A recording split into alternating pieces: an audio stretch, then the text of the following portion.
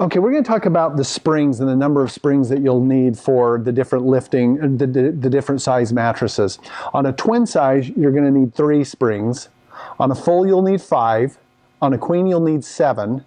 And on a queen, king, you're going to need all 9 springs. Now you'll notice that the mechanism came pre-installed with 4 springs. I'm going to show you how to pop a couple of them off really quick, and then we'll show you how to install them. And so what I'm going to do is use this arm as the leverage point, so I can move this arm back and forth. And as I move that arm back, it will allow these springs to drop out the bottom 2. This is a queen size bed we're working on, so I'm just going to go ahead and drop those 2 out because I'm going to want to install 7 springs. You'll notice that there's a hole or an opportunity to install a spring that was not pre-installed from the factory so I'll want to get one in there. So now so if you've got a twin size, you'll just want to drop one of the springs off so you end up with 3. You can leave that center hole open. So if this was a twin, I would just have it in this, just like this. I would have pulled the bottom one off. On a full, so this would have come pre-installed with 2 springs here. I would just put 1 more spring on the bottom for a full. Now for a queen, I'm going to want to put 1 here, and a king also, in order to get the 7 or 9. 7 for a queen, 9 for a king. Okay, so I've dropped those springs off. Now I'm going to install the springs we're going to need for this.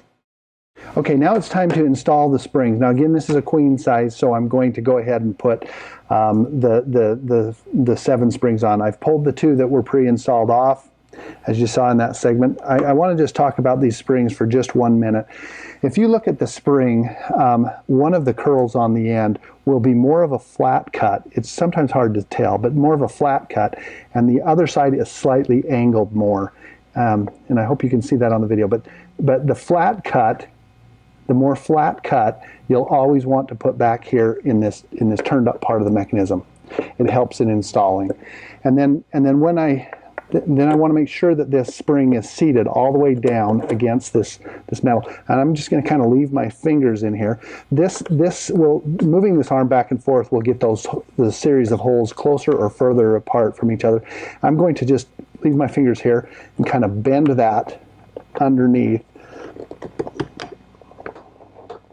and let it drop into that hole.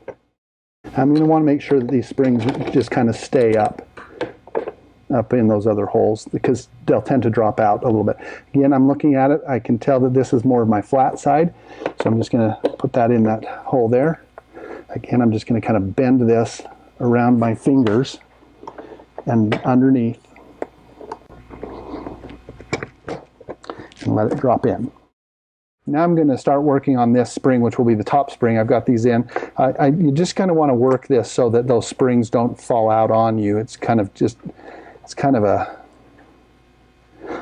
little bit tricky, but then I'll get this one up here. Now you can bend this part up with your fingers and let that drop down in. You can also use a screwdriver if you need to bend it up just a little bit.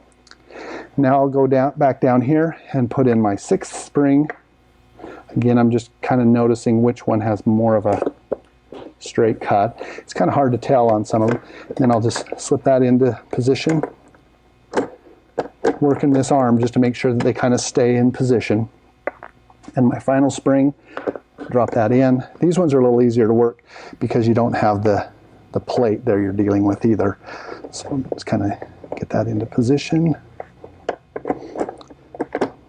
Now if you have 9 springs, now you're going to want to go ahead and put in the 8th spring up here and then the final 9th spring down here, and that will give you enough for a king, but for a queen we're going to do 7. Now I'll go do the same thing on the other side.